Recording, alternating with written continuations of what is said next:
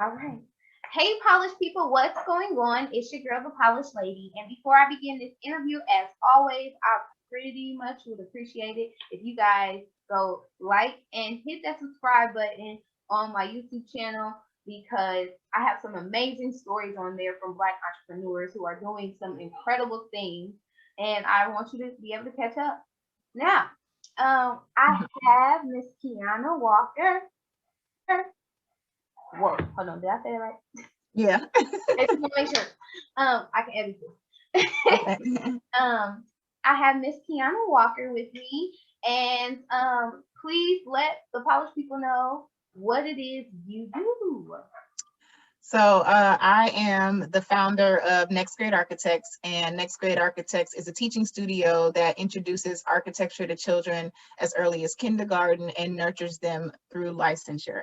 I started this company in 2014, and it's a way that I can kind of be the person that I needed when I was pursuing architecture.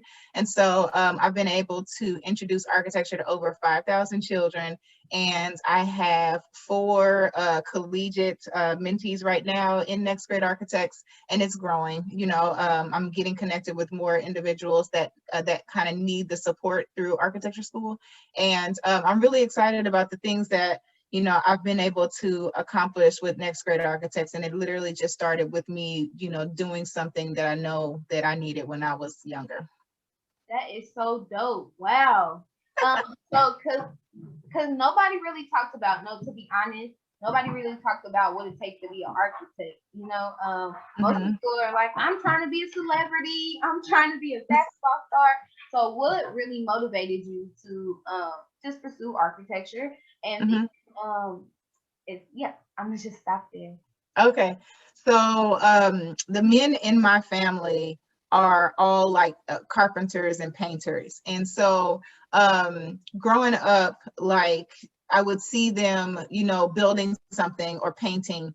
And it was just really intriguing to me that they had that job. I actually didn't know that what they were doing was associated with architecture. I thought they were interior designers.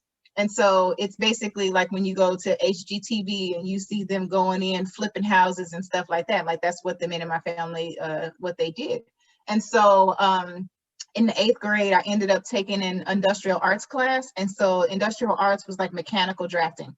And so when we had that class, I realized that what I was doing was architecture. And the reason why I thought that, I mean, what they were doing was architecture, but the reason why I thought that they were interior designers, because most of the times they took a building that was already built and they, rehabbed it.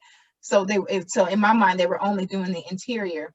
And so I decided, I was like, well, I don't want to be an interior designer. I want to do the whole house. And so in the 8th grade is when I realized what architecture was. And so ever since then, I just started pursuing it. I was like, I got to do this. Right.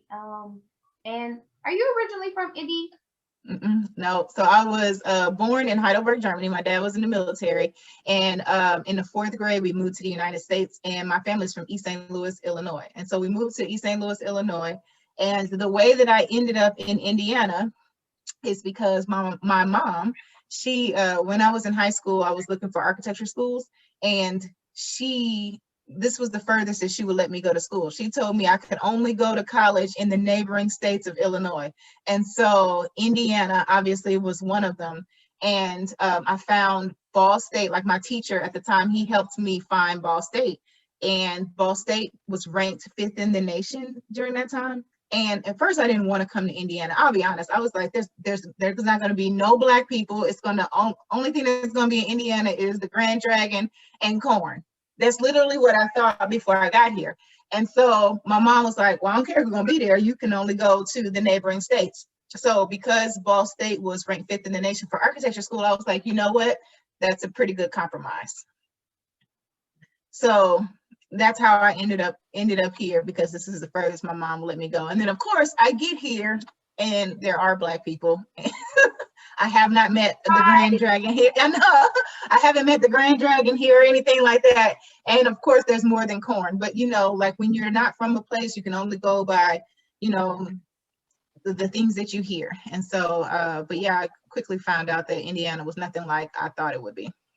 And so would you say would you say that going to Ball State it helped you the things that you learned, or would you say that you picked up every like things from different places? Like, was it just in school, or was it just like, oh well, my family knew this and that's how I gained that? You know what I'm saying? Because a lot of people are always struggling or on the fence about whether or not they should continue education when Hmm. some people get it off the streets, like books Right. smarts and street smarts. So in architecture, if you want to be an architect, you have to go to college because you have to have a professional degree. So even and not you can't just go to any college. You have to go to college that has the architectural accreditation. And so for me, like I guess it's like being classically trained. It's non-negotiable. Like that's what you have to do. I mean, there are other things that you can do related to the field of architecture where you don't necessarily have to go to college. And I'm talking about like construction or something of that sort, or even like manufacturing. Like if you create a product or something, then maybe you don't have to go to school to do that. Or if you have experience in project management, like there are ways to be involved in the profession of architecture without necessarily going to college, but it is going to be limited. But in order to be a professional, like you have to go to school because you have to have that professional degree. When I went to Ball State, it was really an eye-opening experience for me, because it, it was just tough. We probably don't even have time for me to go through like all of the difficulties that I faced at Ball State.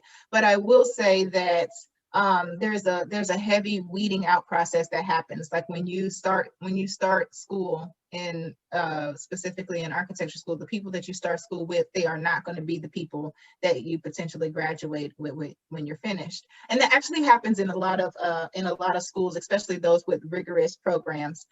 But a lot of the things that I learned at Ball State really had to do with like time management, understanding how, like, of course, the process of design and how you're supposed to approach a project. But the biggest things were time management, understanding that comparing yourself is literally how you can initiate the the fall of your own self-esteem. And so what I mean by that is when you compare yourself to other people, you're focused in on their positives, and it amplifies your flaws because you're looking at them for their positives, and you see where you differ, and then it makes you feel like you're less than. So comparing yourself to other people does not serve you well at all. And the most and success really comes from just believing in yourself and knowing that what you have to contribute is valuable. But you can't be that's not something that you'll learn from school. Like life will start to teach you those things. Right. Um. So would you also say that? Would you also say that you had a personal experience that you had to overcome and just Mhm. learned that lesson? Oh yeah, absolutely. One of the and so when I was in school, one of the challenges that I had is being the first person in my family to go to college, and not being able to have the resources that other people had. So a lot of the other people that were in architecture school, either they had family members or family friends that were in the profession that can help them through the process. I didn't have that. So I struggled a lot financially. I struggled a lot with my confidence, and that's part of the reason why I started Next Grade Architects. Like I want to be the resource for other individuals that are pursuing architecture that don't necessarily have that connection to the profession. So but one of the biggest challenges that I had to face was like believing in myself, because I had a couple of professors literally try to make me quit. Like I had one professor write me a letter and say, you're not going to be successful in architecture, you should consider finding another major. And that was like halfway through my program. And for me, because I was very passionate about it, I was like, well, you just gave me something to prove. You literally just gave me the fuel to keep going, because now I have to prove a point. So I ended up finding an individual that will help me do my project, because this teacher, he wouldn't help me. Like, and the way that architecture school is set up, like the professor is supposed to go to each and every desk and talk to all of the students and help them do their project. There would be sometimes he'd be sitting at a desk with a student for like hours, and then by the time he gets to me, like it's only like 3 to 5 minutes or something like that. So I had to go find somebody outside of the classroom to help me through that process. And it was really tough. Like when you have professors, and I had like, let's see, I had 2 professors specifically tell me, yeah, it's going to be difficult for you, so you might as well find something else to do. Wow. I'm sorry that had happened, but it's okay. Right, it gave you, like you said, the fuel to keep going and striving for your dreams, and that's super, super dope. So let's get into what you do now. Like, what's the future of next great architects, or what's the feedback that you get from the kids in the program, their parents even? Yeah. So right now, so I still work as a designer for an architecture firm here in Indianapolis, and but the things that I've experienced with like my children with next grade architects is the kids always love it. One of the biggest I think what makes me more proud is knowing that I've gone into schools where teachers have tried to warn me about students that like are problem students, and it turns out that those are the children that do really well with me. There was one school in particular. I was going for an after-school program, and the teacher said, "Okay, this is." Let's just call him Mike, the student. Here's Mike. If he gives you any problems, please just come and let us know, because we know that he's difficult and all this. They're saying all of these things, nothing positive about this child, but in their eyes, they were warning me so that I could be ready. When I get into the room to start doing the project, he literally killed it. He had the best design. He was so focused, and he just excelled. And they were like, "Well, what did you do? Like, what did you do to get him to pay attention?" And I'm like, "Nothing. I just told them what to do, and that's it." And it just lets me know that there are so many children that probably need next grade architects, because it's another way for them to be able to learn in a different way. With next grade architects, I'm tackling subjects of math, because architecture is all things STEM. Every STEM environment you can find in architecture. And so I have math focused programs where we can, talk about perimeters, areas, all of this type of stuff. We can, I have art focused programs. Of course, there's science and technology, like everything can be taught through architecture. And so right now, that because of the pandemic, like, I had to pivot. So I haven't been doing the in-person after school programs, but I am going to slowly start back getting to that, especially now that people are getting vaccines, schools are opening up full time. But right now what I have is the virtual learning experience, and the virtual learning experience is basically offering the same quality opportunity to engage in architecture, but they're doing it at their own pace in their own home. But most kids, like I haven't had a child that says they didn't like it.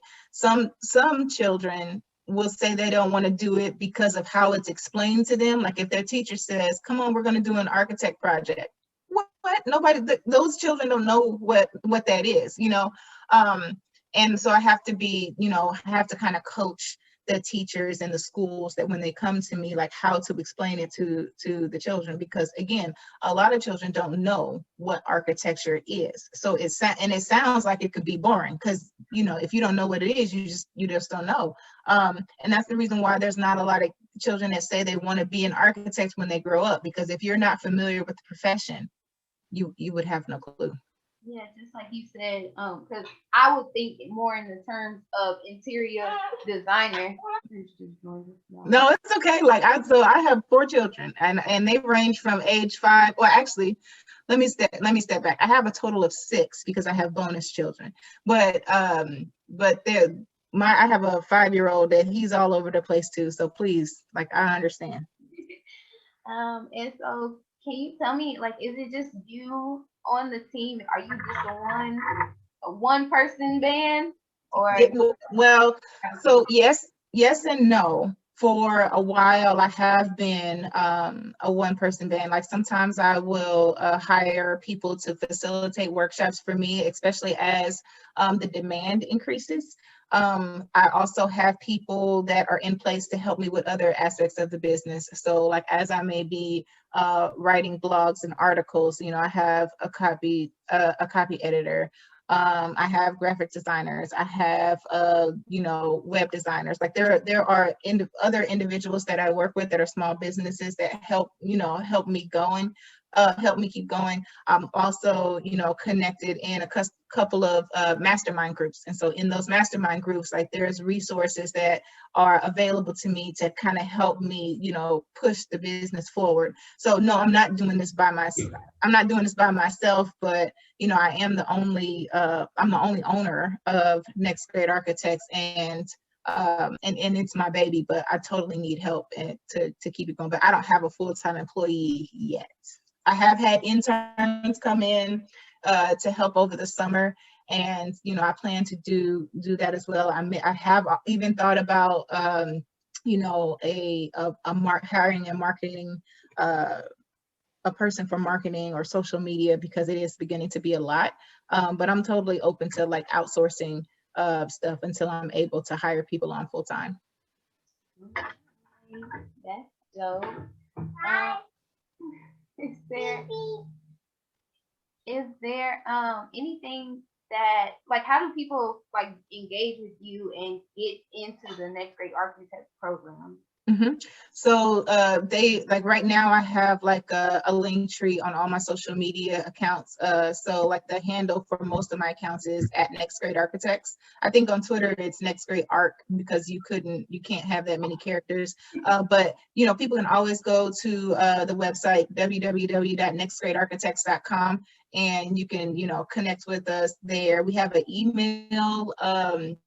We have an email list that we send exclusive like information, deals, updates every so often. We're not sending emails like spamming folks, but like as offers come up or just to let you know exclusive information, we'll send it to that email list first before we may post it on social media. That is so dope. That is so dope. And is there any last words you would like to say and add to the people? No, well, first thing I wanted to say, like, thank you for, you know, this opportunity to be able to talk to you. But one of the things that I always want people to, like, if people could take away one thing from anything that I've shared, is that, you know, you have to, like, creativity is important, and everybody has a creativity, and you got to trust it. And especially when you have, you know, children and you want to kind of nurture their creativity, like let them, you know, allow them to use their imagination the way that they do. I think that the like parents kill kids and creativity all the time, but they don't realize it. So you know, just do what you can to allow them to explore. Like everything that they're doing is right, because it's going to lead them to the right decision. You need to give them the space to be able to figure things out, you know, sometimes on their own. But yeah, if you're interested in either joining one of my workshops, just, you know, go to nextgreatarchitects.com. You can get, you know, more information about that, whether it be virtual or in person, because again, I'm going to start doing the in-person workshops again soon. That is so dope. Well, thank you for being a guest on my show. I will link all your information down in the description so everybody can have it. And then, yeah, as always, y'all, it's been a great interview. Thank you for teaching me. Because I'm a parent, I'm a young parent, and so yeah, my imagination is gone. No, it's not. Bye. Bye.